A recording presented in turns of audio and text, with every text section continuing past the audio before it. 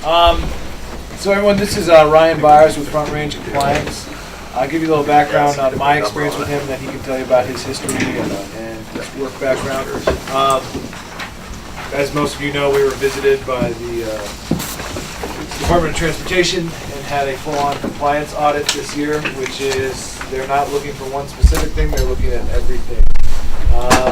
In filling out some of the pre-audit paperwork, there was a question on there, do you work with a compliance company? And I said, no, but I need to. So I started doing some research. Talked to a couple of, there's a lot of compliance companies out there. A lot of them are, more geared towards big national trucking firms, and they'll talk to you over the phone and send you a couple emails and try and teach you how to do it over the phone. I found Ryan, who's local here, and his history with the Highway Patrol turned me on. So I just said, hey man, come on down, take a look at it. He took us from, when I talked to the officer that did our audit, at the end of the day, he said he could have fined us for about between $30,000 and $40,000 for the things that he found and didn't find, and things that I knew that he didn't find. It would have been tacked on top of that. We walked away with $2,400 worth of fines. That's it, and it's 100% because of Ryan. So, part of this organization is trying to help our members, and this is a challenge that is here. The officer again that did our audit said he will be back next year, and they'll just be going down the list of outfitters until we, 4 or 5 of us in a row have a successful audit and show that as an industry we're trying to do the right things. So with that being said, I'll turn it over to Ryan, and hopefully he can help us. Fantastic, thank you, I appreciate it. So thank you all for having me down. I enjoy driving down here. It gets me away from the Front Range, and all the grind over there. I'm originally from Western Colorado, so anytime I can make it out this way, it's always a good thing. So anyways, like I said, my name is Ryan Byers. I own the company Front Range Compliance Services. I work with companies to help them with their overall DOT compliance. The slogan is obviously, to keep them off the radar. I worked at the State Patrol. I was a former investigator, the same place where the officer that was working with Mike that he mentioned earlier, I worked with him. I was their trainer, so I actually trained him to do what he does. I left the patrol 3 years ago to come in and start working with the motor carriers. I just kind of felt that I reached my end of as far as I wanted to go on the enforcement side of things, and I wanted to move all the knowledge that I gained working with the state into working in the private sector with motor carriers and everything else. So I made that jump 3 years ago. That's been fun. It's been pretty rewarding. I've met some really great people over the last couple of years. Really enjoyed it. So the biggest thing that I always run into is, companies, they don't really know if the DOT rules apply to them.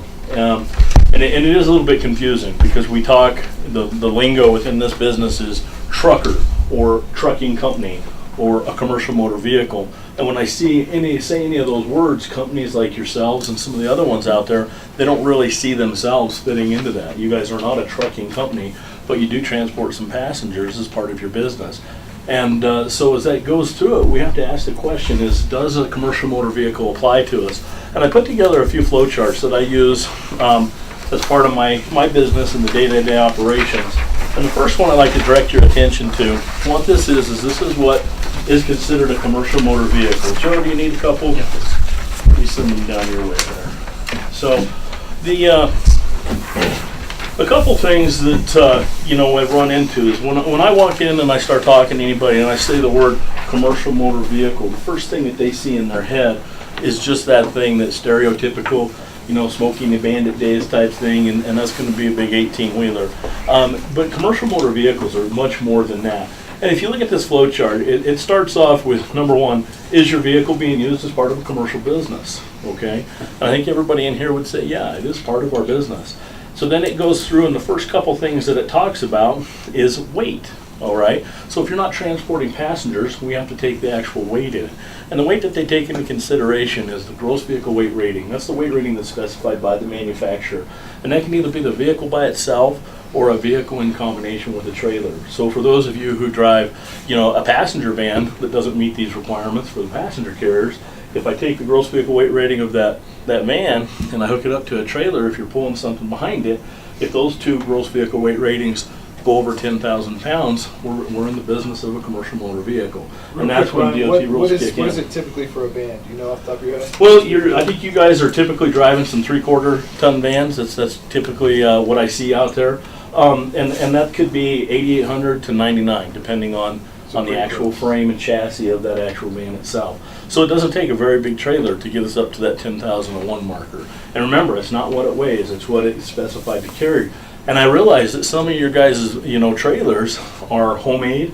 They don't necessarily have a manufacturer spec tag. So what the state is going to do, the officers, is they're going to look at the axles that were put underneath there and the tongue and how it's constructed. Very typical, it's very easy. Typically your axles are 3,500 pound axles, and that's where they're going to try to start getting the weight ratings or trying to figure that out. But like you said, if you're pulling it behind a 3/4 ton van, it doesn't take a very big trailer to get you up to there. And again, it's not what it weighs, it's what it's rated at. Now that doesn't mean CDL is required, that's what the other flow chart's for. But so first off, so we've got the weight rating, anything over 10,000 pounds, either by itself or in combination. And if you don't fit into that category, then we get into the passenger carrying operation. So if you go over and you look at this flow chart, and if you move over to that middle column, okay, because that's where we're at right now, if you answer no to that first one, say your 3/4 ton van all by itself, then we come over to the middle. The next question says if you got a trailer. So we're going to answer no, you guys aren't pulling a trailer, we've just got the van. And then you drop down to that second box and it says, is the vehicle designated or used to transport more than 8 people? Okay, and for compensation. Well, you guys are categorized in that because what you're doing, you're not necessarily, as it looks, you're not necessarily a for-hire carrier that's transporting passengers for the sake of transporting passengers, but the DOT rules has an interpretation within there that pulls the rafting companies directly back into that for-hire transportation. So they do view you as a for-hire carrier as far as that aspect goes. So, if it's designed to transport. And then the next one that you see down there is the vehicle designed to transport more than 15, okay, including the driver, not necessarily for compensation. So as you see, we're talking about the passengers up there on the slide, and that's when these rules start to kick in, and that's where we have to start having the DOT compliance. We've got to make sure our drivers are qualified. We've got to make sure that, we're pulling MVRs on them, and they have to track their hours of service. There's a whole variety of things that needs to happen at that point. So we're one of the big questions that I get, especially in this industry, is hey Ryan, what if I take that van and I just pull a few of the seats out of it? And it doesn't help you at all. It's the original design of the van or the original design of the bus. The only thing that's going to get you around that, according to the interpretations of the regulations, is if you remove every seat except for the driver's seat and convert it into a passenger or a property carrying vehicle. So if you take just a few seats to get underneath that rule, they're not going to cut you any slack whatsoever. So just kind of keep that one in mind. As we're going through this, if you guys have any questions, please feel free to just jump out and ask me. So now that we know what the rules apply to, what the vehicles are, we now need to just kind of talk about real briefly what a vehicle is that would require a commercial driver's license. So kind of in a nutshell, if we look at it, and it's really if it's 16 or more, including the driver. So that means, if there's 16 people able to fit in the vehicle with that driver, then we start getting into the CDL requirements. And you would have to have a passenger endorsement. So if you look at this flow chart, it kind of walks you all the way through all the commercial motor vehicles, the CDL flow chart.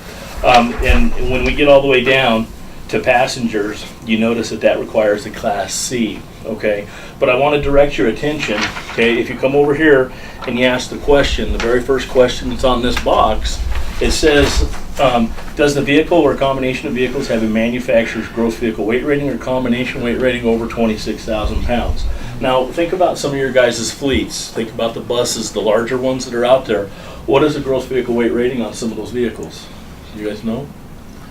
26,000. Okay, you're right at 26. That's what the VIN plate says.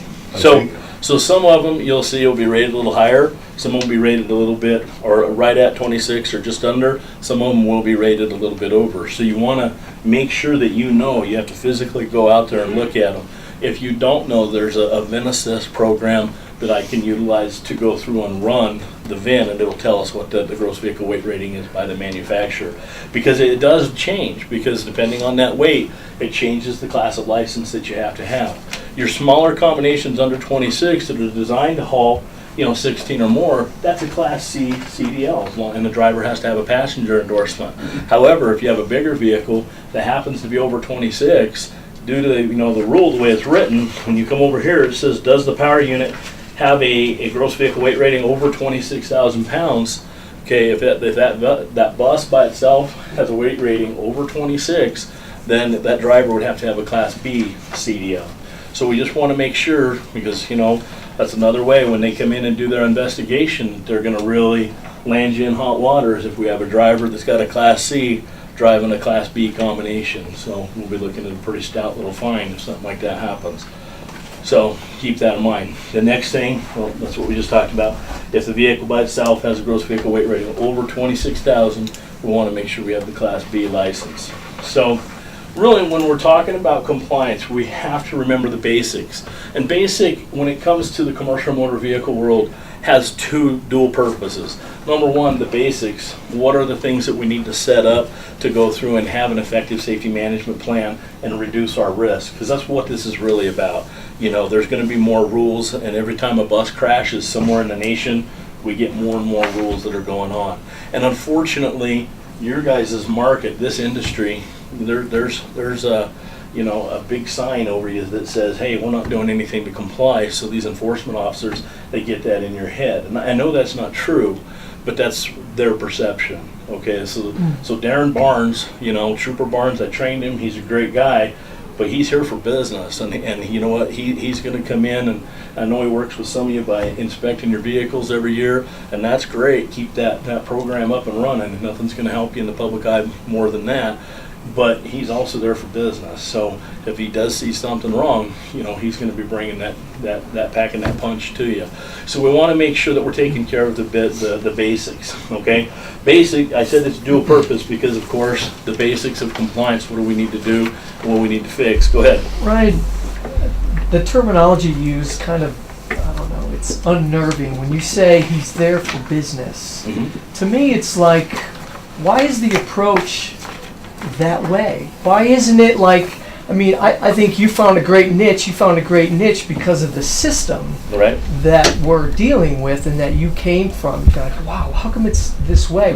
Why isn't it educational from their point forward rather than I'm coming in to get you and yeah, you're only going to get 2,400 when I could have got you for 30. You're right. That's supposed to be good. It's like why is it question. defined zero because of the great job of education that motor vehicle Right. or state patrol has done Yep. up to that point? Why is it And- approached like it's a business? I'm coming to get you. Right, and you raise a valid point, and let me clarify just a little bit.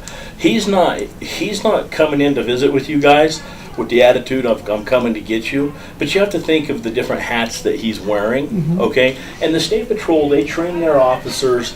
A perfect scenario would be you're driving down the road, you see your neighbor driving the car, and he's drunk. What do? Do you take him home, or do you take him to jail? Okay, and the situation and the way they're trained, you take him to jail.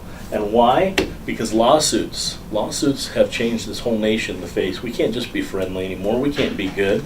If I take that drunk driver home, and then I go home, go to bed, and he decides to get in his car and drive and kill somebody, there's going to be a lawsuit. When they find out that me as the trooper stopped that individual, they're going to sue me, okay? And the state won't support me. So Darren is taking an approach of the aspect of, hey, I want to help you. I do want to give you some knowledge, but I expect you to follow it. And if I see you're not, while I'm there, it's going to be documented. So though he's even trying to help you, he's coming in and doing some inspections, trying to do some safety talks with you guys and get you good information.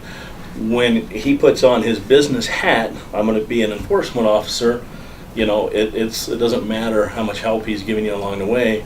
There's going to come a point that because of that liability standard, he's got to do his job on the enforcement side. Does that help explain it for you? Yeah, but I don't agree with it. I'm just telling you how I don't necessarily agree with it either. That's one of the reasons why I decided to to move into the private sector to Yeah. work with them. Yeah. Well, Because- you know, before you got here, before we started our meeting this morning, we were kind of laughing about it. Is it possible to pass a safety inspection? I mean, we were laughing about it, saying, I don't care how good you are, they're going to keep looking until they find something. They're not going to come in and waste their time. Well, I can speak to that. They've done our pre-season safety inspections, and we do 4 or 5 buses. And they usually find 1 or 2 things on 4 or 5 buses. It could be a clamp that's not in the right place of a hose rubs, or it could be a window emergency hatch that's sticky or something like that. And they do write it up. They don't let you fix it on the spot. Yeah, but that's It's only 1 or 2 out of 4 or 5 vehicles. Yeah, So, see, yeah, there's but that's a vehicles. vehicle safety inspection. Now we're talking about compliance, Oh, where there that's is a different. Oh, yeah. shit ton more Yeah. stuff. right. I mean, And- is it possible to pass it? It is.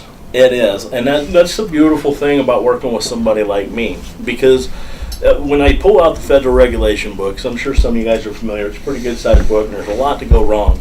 And I fully expect every company to have something wrong in there because we cannot run perfectly. I think in the time I was doing investigations, I came across one company that I could not find a violation on. And I dug, and I dug, and I finally just had to say I give up. And they just laughed at me. Okay? They did a great job. And it is possible, but that takes an extreme amount of discipline. And I don't even expect my clients to operate in 100% compliance with nothing wrong with them. Okay?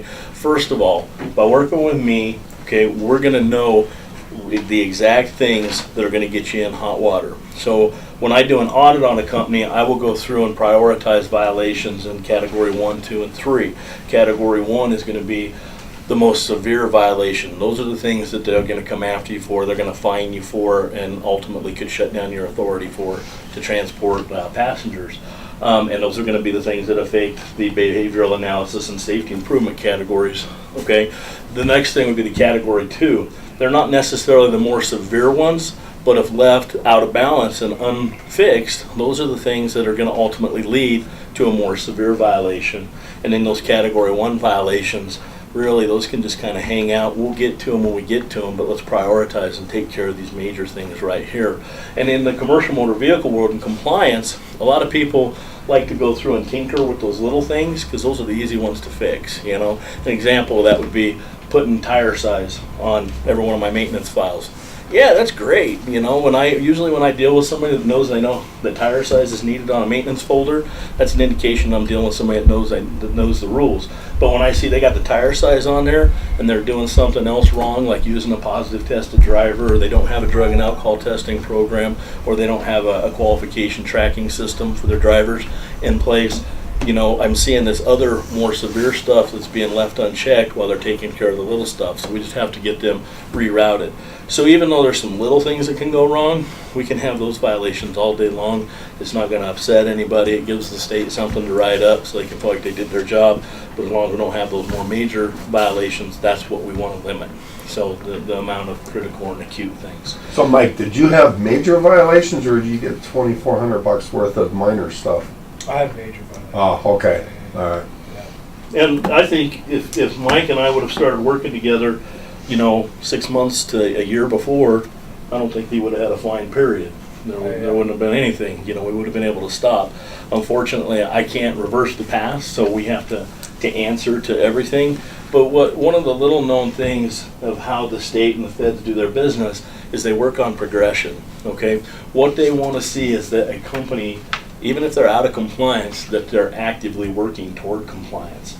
That step alone will hold them right in their tracks, and not a lot of people realize that, okay? They can come in and they can say, wow, this is out of whack, but they can then see that you've made some improvement over a period of time, and that'll usually back them off of you right away. Whereas if they come in and they see that you really haven't done anything, you just kind of been operating around this known standard, and you haven't tried to improve it, or it's maybe gotten even a little bit worse, that's when they're going to really, you know, put a fine on you or a penalty. So those little minor things that I was talking about, you're never going to get a penalty. You're never going to get a fine for those types of things. And you can even pass a compliance investigation satisfactory with those little things. It's those more severe category violations.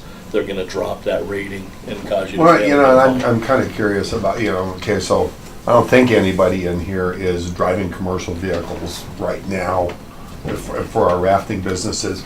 Let's say come May, they come in, they're gonna do a compliance inspection with me, Okay. or was it June or something like.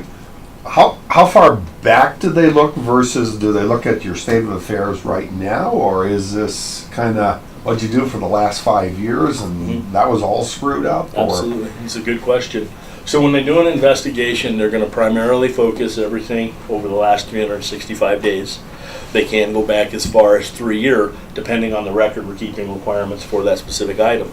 Some of your drug and alcohol testing requirements, they have the ability to go back 5 years because it's a 5 year record keeping requirement.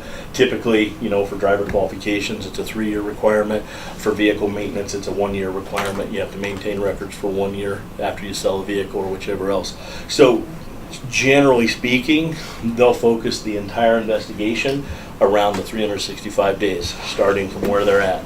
They don't look into the future, obviously, because that hasn't happened, but they will try to determine, you know, what has happened. Yeah. And anytime they have a trip date on you, okay, that's where they're really going to focus their attention. So if you've got a driver that either got pulled over, got a ticket, if you've got a driver that was involved in an accident, those are going to be their primary focal points when they come in. So the rest they'll pick from random, and they usually have a way of trying to figure that out. So public utility, where they're at right now, and they're kind of bouncing around. I was on the phone with them yesterday talking to you guys about y'all, trying to figure out what's going on with like the insurance and some other things, and I'm getting the run around. Nobody really knows. The right hand doesn't know what the left hand is doing type thing.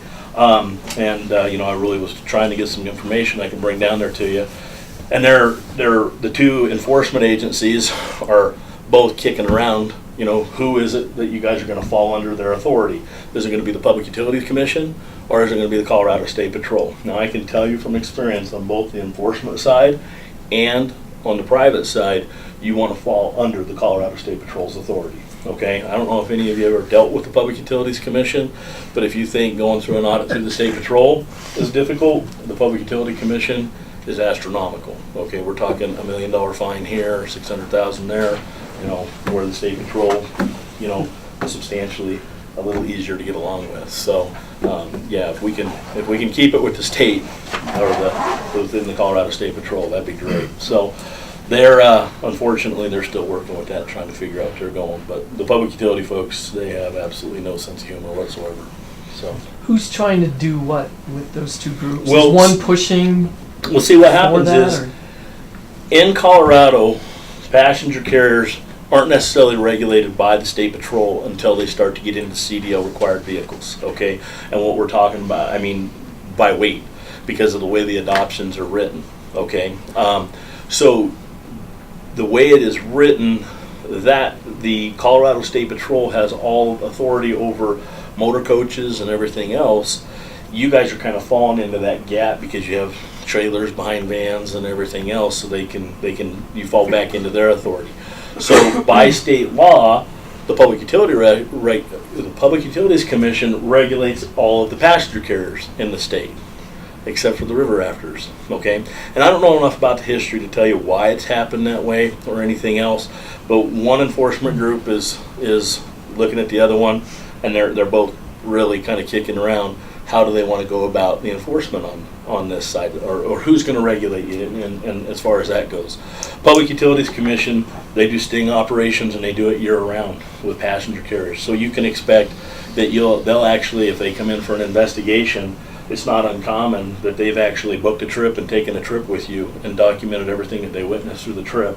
And you know, you come in and you're going to be answering for the things that happen and the things that they witnessed through trips. They go around Denver, they ride taxis, they ride on the buses, they charter a bus. You know, they do a lot of different things just to see how companies are operating, and they go in there and do that. So, you know, the State Patrol, they don't really do that. They're in their patrol cars. They'll either pull you over, do an inspection, or whichever. So I don't want to stray too far here, but do you have a sense of the PUC and the State Patrol? Are they fighting, or is the disagreement that they want to regulate the buses, or they're trying to push it off on the other one? I don't think either one of them really want to work with the rafting companies. Got it. And So it's not we want it, it's like it's yours. Don't feel like the redheaded stepchild, you know. I mean, honestly, I think I think they're just so far out of their realm that nobody really knows the right answers, especially when we start dealing with this insurance situation. You know, nobody really knows what to do here. And I kind of thought, you know, I called them a few months back and I gave them a heads up of what was going on, and I wanted to get some information. I called them and started talking to them again this week, and I think I called them and they just completely forgot that I called them in the first place. And that's really disheartening. But it's the simple fact of it is Colorado is extremely lax when it comes to enforcement on passenger carrier vehicles. If you go back east, you know, and you start dealing with some of the passenger carriers out there, they have enforcement agencies dealing with them day in and day out. Colorado focuses on them once a year. It seems like that's when they make them their primary focus.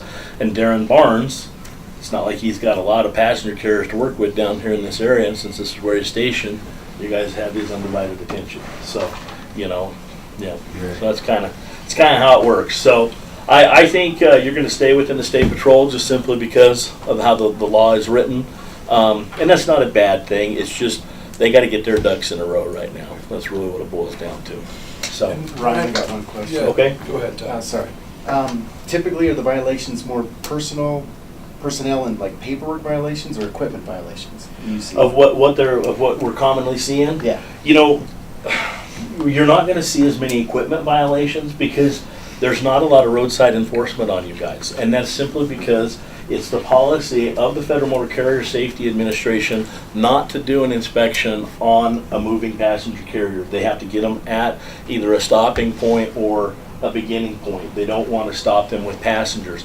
And when it comes to passenger carriers, you guys are the difference, okay? If I stop a Greyhound bus that's transporting passengers from one part of the country to the other part of the country, we don't know who's in there, okay? But what happens to the passengers when you pull them over, okay, could create a dangerous environment because you might have that one passenger in there, maybe wanted by the law, who's going to freak out because what is he going to think?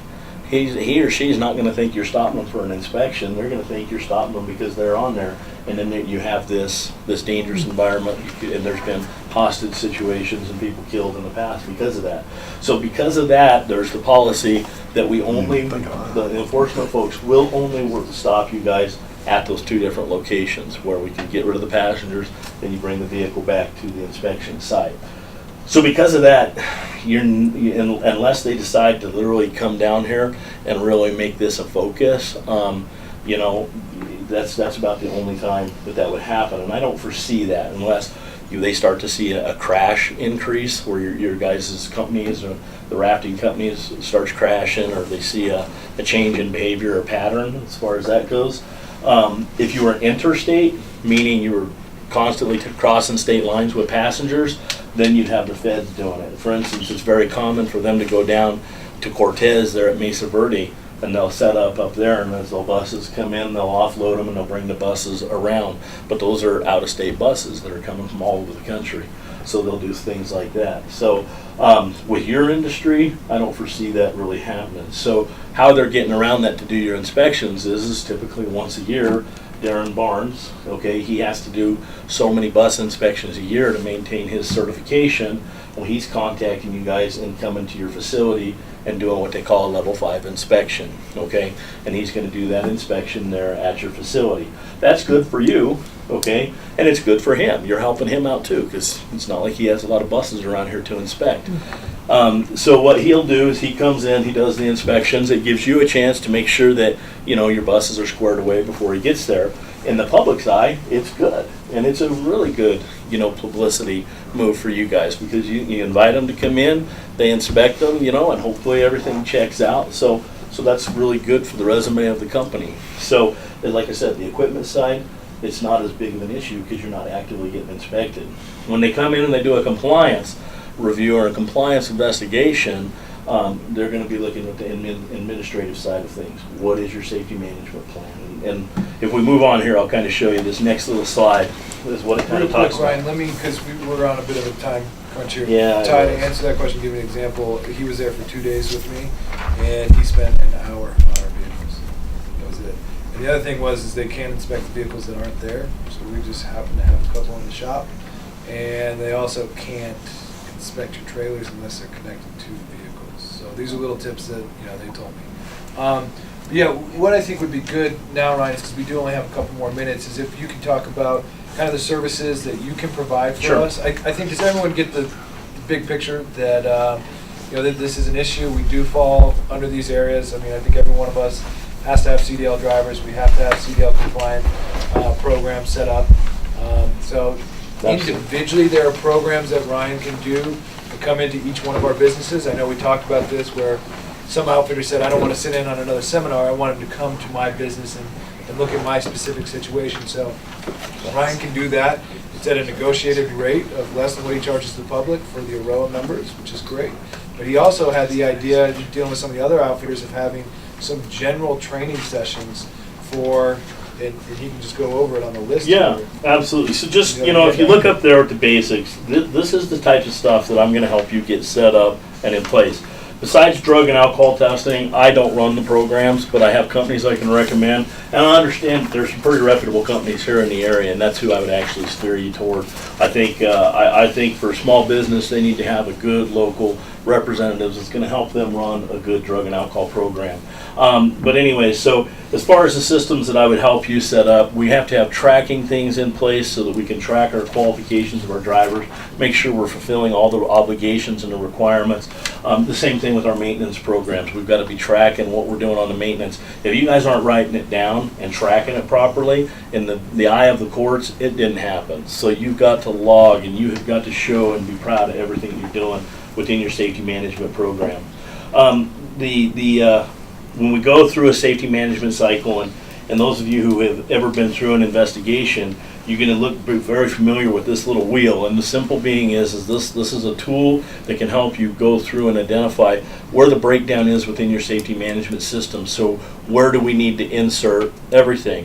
For some of you who haven't done anything on the safety management side, we're just going out there, we're operating, and we're hoping for the best. We have to start at the beginning, and we got to implement all of this so that when we follow this wheel all the way around, we get to number 6. And by meaningful action, that means we're getting what we wanted. Our drivers are safe, we're using them qualified, they're in a proper drug and alcohol program, we're following the proper hours of service rules, and our passengers ultimately are going to arrive at location safe, which in turn is going to reduce the risk to our company. So when we look at the safety management plan, and the entire program, in about 2 days, if you don't have anything, if you just need a couple little things, it's just a little bit about, that we've got to kind of fill in some gaps.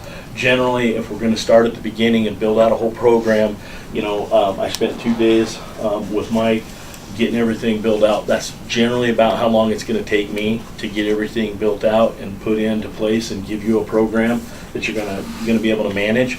And I like to call this giving you an easy button, because obviously I'm not there day in and day out. You're going to have to foresee it and keep it going and keep the whole process moving. And so I like to give you guys something that you can see, but also something that if you need me to look at from time to time, you call me up. We can log into a system like the Google Drive, and I can see what's taking place, what type of action has happened, and give advice. The other thing I give them, any of my clients, they have I'm an unlimited resource for them. I don't charge anybody to call me and ask me questions, okay? Unless that question requires me to step away and go to work for you for an hour or two, something like that. But just to call me and ask me a quick question. My philosophy is on that is one little bitty issue, if it left unchecked and out of balance, can turn into a great big issue. So it's best just to call and get some advice and get it work next. So, going through this, I'm going to kind of skip through some of this. The biggest thing that we want to make sure that we're doing, and 2 different things that I would recommend, is number 1, if you're doing some compliance and you think you've got a good grasp on it, then what I would recommend, probably the best thing for you, is an internal audit. Okay, let's just come in, let's see if we can identify what gaps you've got in your armor so that we can patch them up and fix them. But be honest with yourself, okay? Don't have me come in and do an audit and help you look at your company's safety management program that you're doing when you really haven't done anything, okay? So kind of be honest with yourself as we're talking about this. If you thought, hey, the scariest thing in the world would be for the troopers to come into your office and start going through your files because they're nosy, they're going to look through everything, okay? If that kind of scares you, then we need to limit that risk and make you feel a lot more comfortable in your own environment. And in that one, what I would recommend was to do a full-blown, safety management program. Get it set up for you with something that you can manage and ultimately reduce your risk, okay? Last thing on there is train your team.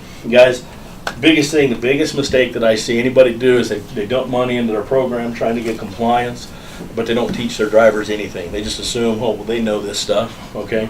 And there's a few basic classes that we can do to help teach your team. So that being said, my thoughts were with talking with the different companies that I've worked with up here, and with talking with Mike, was I think it'd be a really good idea to come back in the spring. And I was thinking originally the end of April. After talking, I've kind of got maybe it'd be better to do it at the beginning of May when you're not 100% hopping, but your teams are coming kind of making their way back. And we can go through and hold a few training classes. So I kind of handed this around because I really would like to gauge the interest of the room to kind of figure out. I would like it if you guys would each fill this out, that's great. Hey, if you don't want to, that's great too. It's 100% up to you. But I'd really like to know what the interest is in the area. I live over in the Denver area, so when I come down, I want to make the best of it, and get the most information out. I know it's a business for me, but ultimately I'm very passionate about, reducing the risk, helping companies out, and having you guys be able to operate safely out there. So a couple different things that I have on here, things that you may be interested on the compliance service side is maybe doing an audit. Okay, typically an audit's going to take around 8 hours, okay, plus or minus. It just kind of depends. A safety management program, 16 to 20 hours. Typically, if we're going to go through and build everything, we need to plan on spending 2 days in your office together, getting everything built out. The nice thing is the other motor carriers in the world paid for me to get these programs, these policies, everything written up, and they paid the big bucks, the months of work that it's taken me to get this stuff put together. So now if I can come in and implement the same thing for you guys, it only takes me 2 days. Trust me, that's a good deal. You did 2 days with Mike, and you did the safety audit with Wilderness Aware and others. Right. Yeah. So I spent, basically a day in your office going through everything. Was it your overall opinion? I mean, you're not going to hurt my feelings. Was it helpful for you? Oh, yeah. So, simplified a few things we were doing and point out a few things we weren't. Right. And I mean, we can do a lot of different things. I want you guys to know that if you want something different than what I put on here, hey, that's great. If you want me to just come in and talk to your team, while I'm down here, spend a few hours with you, we can do something like that. We can really kind of, gauge this to whatever you want. But let me know. As far as the driver training, so this is kind of what I was thinking about doing the training. I know you guys get up and you start hopping and bopping. You know what? It's not going to work. Well, you guys are busy. Your guys are needing to get some rest, and I'm sure some of you are going to have, your customers running around, and I know business is business, and you guys get busy. So that's why I want to do it early in the season. So I either thought what we could do is, for instance, the first class you see on there, that's probably my number one requested class that I do. It's 2 hours. I started off with it being a 4-hour class. I've got it whittled down to 2 hours. And what we do is we usually spend about, an hour or so getting the classroom stuff, learning about the pre-trip, the post-trip, and then we actually go out to a vehicle and we do a walk-around inspection together, and I teach your drivers how they need to be inspecting the vehicle, okay, every day, so that they can prep it to make sure that, it's not going to break down or something's not going to cause a crash out there. And that's a 2-hour class. So my thought was, if we did that for one day, we could go through and do morning, noon, and evening session. And then entry-level driver training, okay, that's going to be a mandatory training for drivers that have just gotten their CDL or want to get their CDL. It's required by the regulations. Typically that class is $150 to run it, and it usually was 8 hours. Whittle it down to 4 hours, 55. We get a lot of interest in it. I'll reduce prices even more, okay? The next thing is supervisor training for reasonable suspicion drug and alcohol testing, okay? If you don't have any supervisors trained in that, you're really going to want to. That's a compliance, that's a regulation class, it's mandatory for your supervisors. So I have a question on that one. The supervisor training, I did it 2 years ago. The test I took was online. It said that it expired in 2 years, but then the drug and alcohol person said it doesn't. Yeah, so it doesn't. It doesn't. It's a lifetime deal. But if I ran an online program and I wanted companies to keep coming back and paying me money, I would tell you the same thing. Yeah, it's a lifetime deal. Once you go through the class, you're good to go. All right. Yeah, so those are the classes. If you guys wouldn't mind, if you're interested, let me know what you're interested in. Take this back to me. We'll get in touch. I'll work with you. Maybe we can settle on some days. I think you guys need to kind of talk amongst yourself, figure out what would be the best time for me to come back and maybe spend a week down here doing some training and some individual meetings. You know, and we can kind of go from there. Mike, I ran long, I No, no, apologize, you're but, very- you know, we could probably do a couple hours very easily. Go ahead. Just had a quick question. A lot of this is towards commercial vehicles needing CDL drivers. If you don't Fine, use you can them, have your- what are the main hot spots to look at? Do we use vans, only vans, Perfect. two-passenger? What do we need to look If he at? calls to you, be in he'll compliance? call. He'll So tell me. with you, again, you know, you're gonna be outside the scope of the regulations for DOT if you're not pulling the trailers unless the PUC decides to get involved. But if it were me and it was my company, I would still be making sure that my drivers were qualified and make sure they have a good valid driver's license, okay, running a good MVR, motor vehicle record. If you guys aren't equipped to run motor vehicle records, and you don't want to stand in line at the DMV, all you gotta do is get a hold of me, okay, we can set up an account and I can run your MVR. They are for running you. trailers. Okay. Ryan, Are they? so, yeah, Okay. Yeah. So, yeah, They so need to be- Then everything applies except for the drug and alcohol and CDL. And everything else still is gonna apply for you. So you have to have So. the vehicle files, you have to have. Driver qualification files, you know, yeah. It's really, you know, at the 10,000 pound mark, pickups, trailers, vans and trailers, all the way up to the big rigs. Everything applies at that mark. So once you're doing the trailers, then yes, you know, you're gonna have to have everything except for drug and alcohol and CDL. So, yeah, it's really not that much different. It's not that light, unfortunately. Yeah, yeah. So, yeah, Ryan, do you have Yes. any business cards? I do. I got them here in my bag. Or whatever you had. Why don't you leave those here with us? Thank you for coming down. I really appreciate it. Hopefully